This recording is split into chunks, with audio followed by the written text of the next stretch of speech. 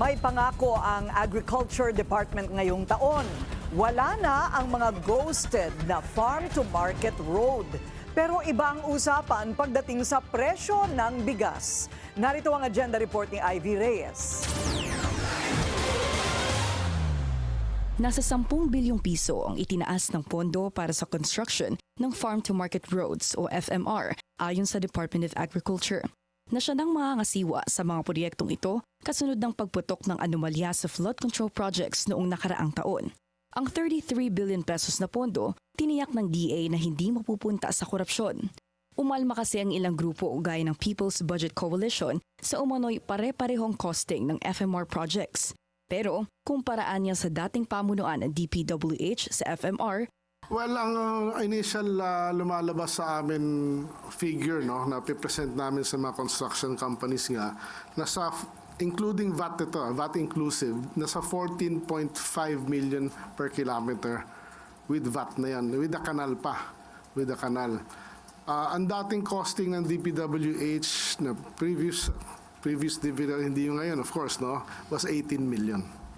Bukas daw ang DA na makipagtulungan sa civil society groups para ma-monitor ang presyo ng mga proyekto at siguruhin kita ng publiko ang bawat sentibong paglalaanan ng pondo. Matatanda ang inilipat sa DA ang otoridad na magpatayo ng mga FMR sa gitna ng investigasyon sa flood control projects. At ngayong taon, nasa 2,200 kilometers o higit 1,600 sub-projects ang nakatakdang tapusin ng DA. Bukod sa FMR projects, pinagtutuunan din ng pansin ng DA ang presyo ng imported rice. Tumataas kasi ito habang bumabagsak ang piso. Kahapon, January 7, bumagsak ito sa new record low na 59.35 pesos kontra dolyar. Dahil sa devaluation ng piso, ang suggested retail price ng DA na 43 pesos na magsisimula sa January 16, maaaring umakyat ng 45 pesos. Pero ang floor price ng palay na karaniwang concern ng mga magsasaka tumaas daw ng 17 to 27 pesos dahil sa pagtugon sa over-importation ng bigas. Kung babalikan naman ang 297.1 billion peso budget ng DA na top 6 agency na may pinakamalaking pondo ngayong taon, maayos daw ang kapakanan ng mga magsasaka dahil nasa 30 billion pesos ang Rice Competitiveness Enhancement Fund o ang pinagkukunan ng pondo for farmers' assistance.